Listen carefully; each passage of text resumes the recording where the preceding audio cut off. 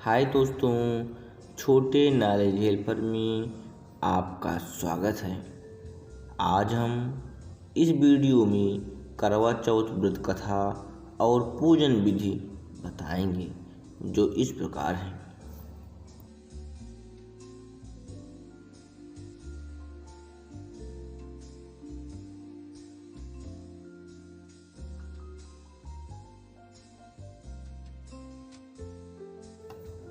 करवा चौथ का व्रत। करवा चौथ हिंदुओं का एक प्रमुख त्योहार है।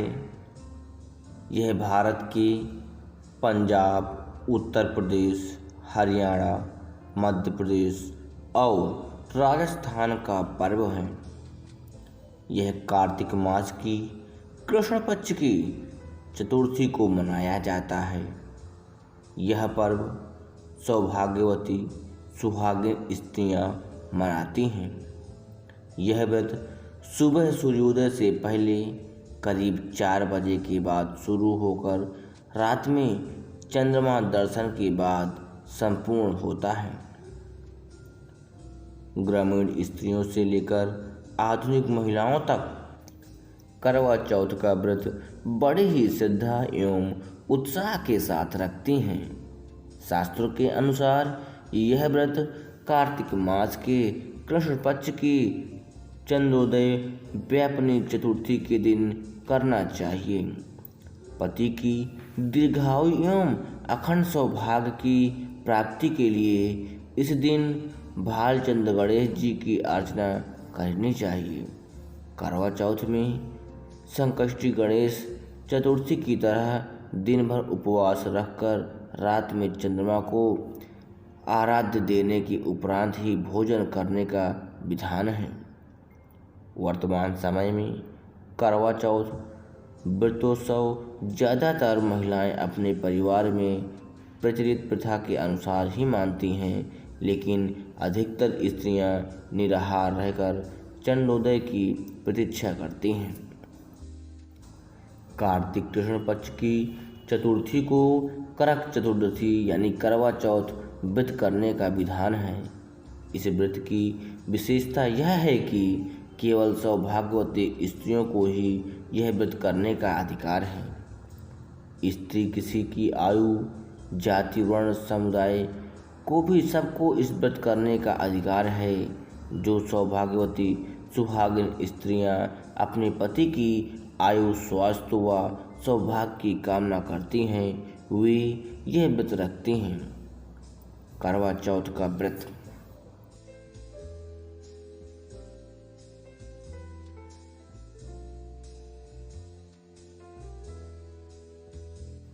यह व्रत 12 वर्ष तक अथवा 16 वर्ष तक लगातार हर वर्ष किया जाता है।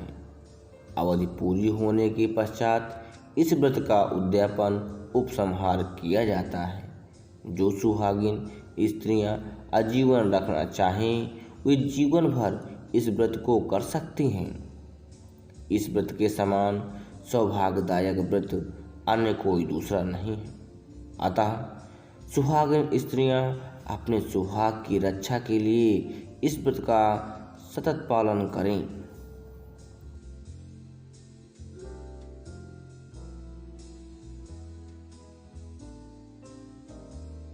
भारत देश में वैसे तो चौथ माता जी के कई मंदिर स्थित हैं, लेकिन सबसे प्राचीन एवं सबसे अधिक ख्याति प्राप्त मंदिर राजस्थान राज्य के सवाई माधोपुर जिले के चौथ का बारवाड़ा गांव में स्थित है। चौथ माता के नाम पर इस गांव का नाम बारवाड़ा से चौथ का बारवाड़ा पड़ गया। चौथ माता मंदिर की स्थापना महाराजा भीम सिंह चौहान ने की थी। करवा चौथ व्रत कथा।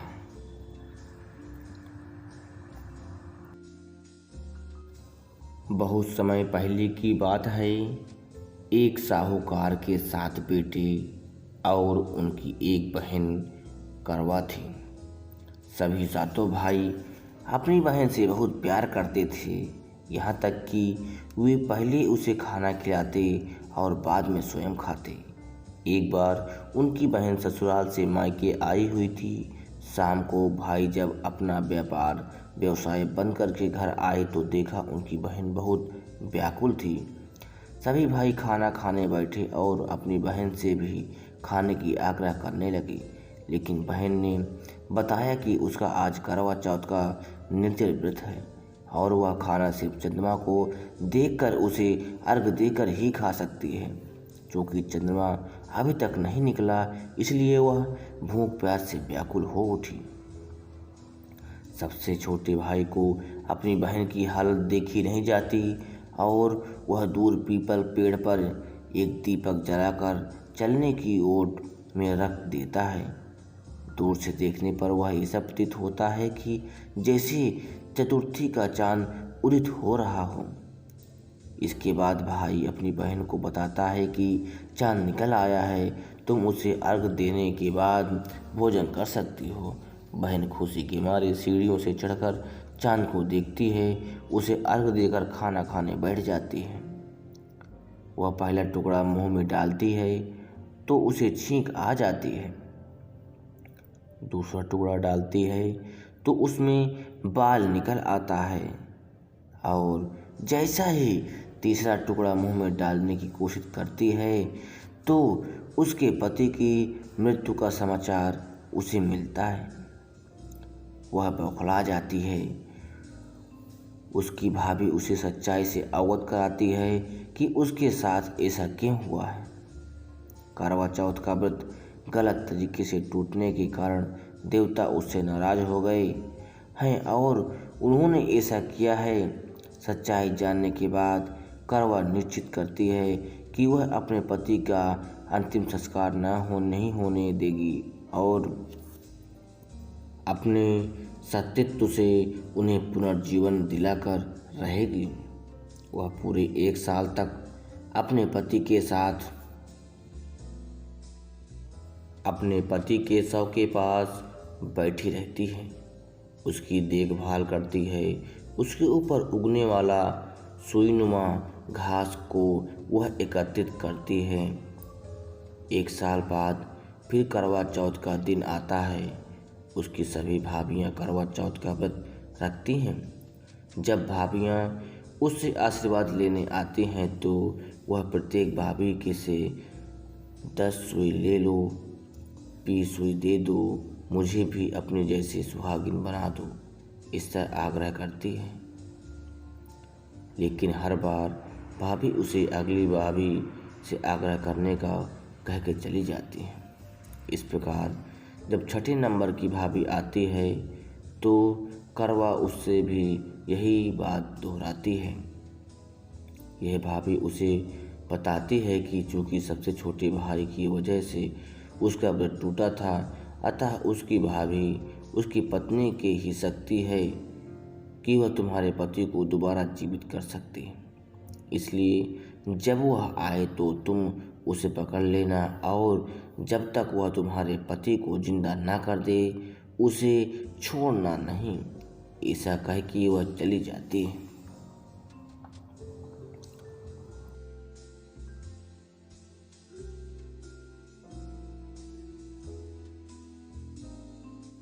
सबसे अंत में छोटी भाभी आती है।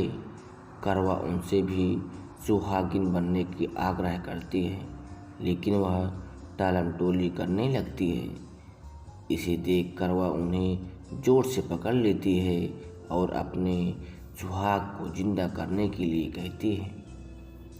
भाभी उससे छुड़ाने के लिए नोचती है, खसूटती है, लेकिन करवा नहीं छोड़ती। अंत में उसकी तपस्या को देख भाभी पसीज जाती है और अपनी छोटी उंगली को चीरकर उसमें से अमृत उसके पति के मुंह में डाल देती है। करवा का पति तुरंत श्री गणेश कहता हुआ उठ जाता है। इस प्रकार प्रभु से उसकी छोटी भाभी के माध्यम से करवा को अपना सुहाग वापस मिल जाता है। श्री गणेश माँ गौरी, जिस प्रकार करवा को सिर सुहागन का वरदान आपसे मिला है वैसा ही सुहागन को मिले।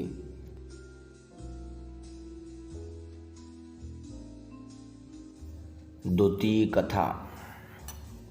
इस कथा का सार यह है कि साप्रत वेद धर्म ब्राह्मण की विवाहिता पुत्री वीरवती ने करवा चौथ का व्रत किया था।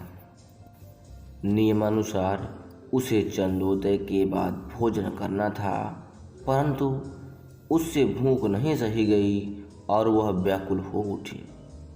उसके भाइयों से अपनी बहन की व्याकुलता देखी नहीं गई और उन्होंने पीपल की आड़ में आतिशबाजी का सुंदर प्रकाश फैलाकर चंद्रोदय दिखा दिया और वीरवती को भोजन करा दिया। परिणाम यह हुआ कि उसका पति तत्काल अदृश्य हो गया। अधीर वीरवती ने 12 महीने तक प्रत्येक चतुर्थी को व्रत रखा और करवा चौथ के दिन उसकी तपस्या से उसका पति पुनः प्राप्त हो गया। तृतीय कथा। एक समय की बात है कि एक करवा नाम की पतिव्रता स्त्री अपने पति के साथ नदी के किनारे एक गांव में रहती थी। एक दिन उसका पति नदी में स्नान करने गया। स्नान करते समय वहाँ एक मगरमच्छ ने उसका पैर पकड़ लिया। वह मनुष्य करवा करवा कह के अपनी पत्नी को पुकारने लगा। उसकी आवाज़ सुनकर उसकी पत्नी करवा भागी चली आई और आकर मगर को कच्चे धागे से बांध दिया। मगर को बांधकर यमराज के यहाँ पहुँची और यमराज से कहने लगी, हे भगवान, मगर ने मेरे पति का पैर पकड़ लिया है। उस मगर को पैर पकड़ने के अपराध में आप अपने बल से नरक में ले जाओ। चौथी कथा। एक बार पांडुपुत्र अर्जुन तपस्या करने नीलगिरी नामक पर्वत पर गए। इधर द्रौपदी बहुत परेशान थी।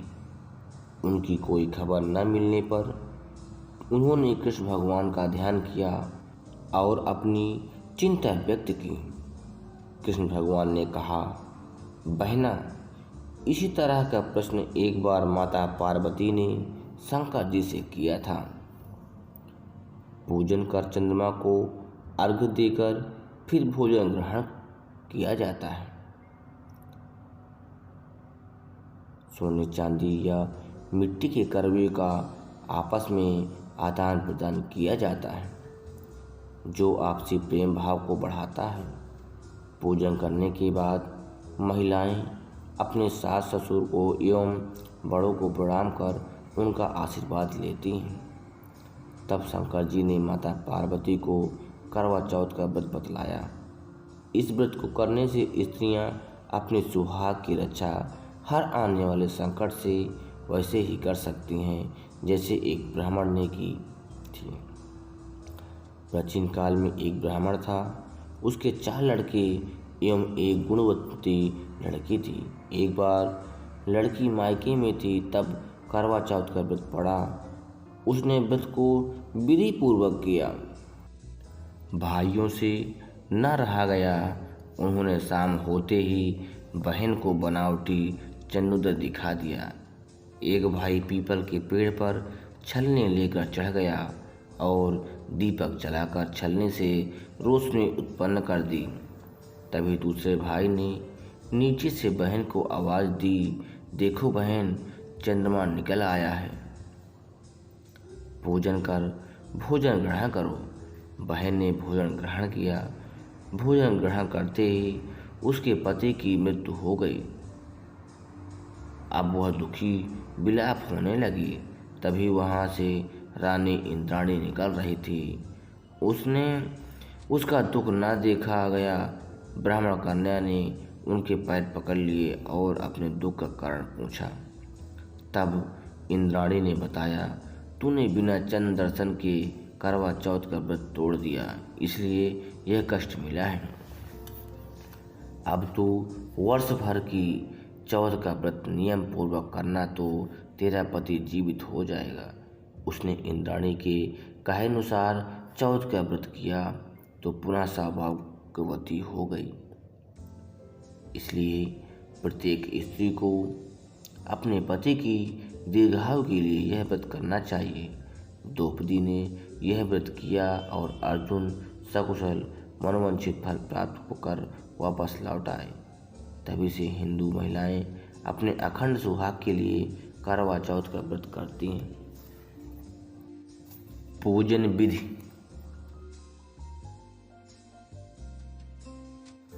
करवा चौथ की आवश्यक संपूर्ण पूजन सामग्री को एकत्र करें। व्रत के दिन प्रातः स्नान करने के पश्चात यह संकल्प बोलकर करवा चौथ व्रत का आरंभ करें। पूरे दिन निर्जला रहें। दीवार पर गेरू से फलक बनाकर पिसे चावलों के घोल से करवा चित्रित करें। इसे वर कहते हैं। चित्रित करने की कला को करवा धारा कहा जाता है। 8 पूरियों की अठौरी बनाएं, हलवा बनाएं, पक्के पकवान बनाएं, पीली मिट्टी से गौरी बनाएं और उनकी गोद में गणेश जी बनाकर बिठाएं। गौरी को लकड़ी के आसन पर बिठाएं। चौक बनाकर आसन को उस पर रखें। गौरी को चुनरी ओढ़ाएं। बिंदी आदि सुहाग सामग्री से गौरी का श्रृंगार करें। जल से भरा हुआ लोटा रखें। भेंट देने के लिए मिट्टी का टोंटीदार करवा लें। करवा में गेहूं और ढक्कन में शक्कर का बूरा भर दें। उसके ऊपर दक्षिणा रखें। रोली से करवा पर स्वास्तिक बनाएं। गौरी गणेश और चित्रित करवा को परंपरानुसार पूजा करें। पति की दीर्घायु की कामना करें।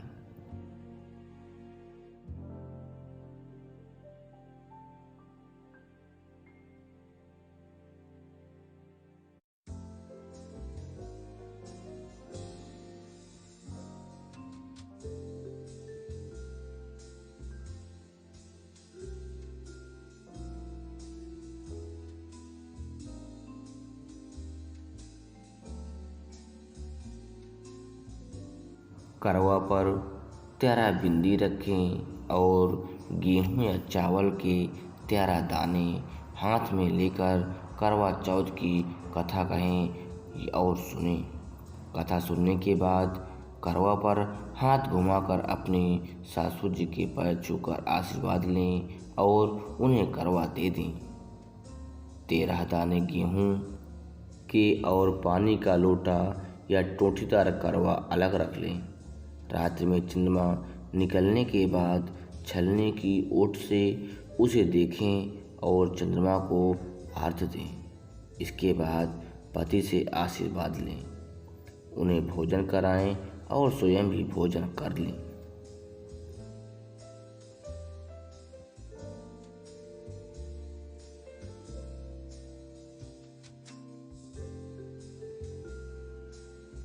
भोजन के पश्चात आस पड़ोस की महिलाओं को करवा चौथ की बधाई देकर पर्व को संपन्न करें।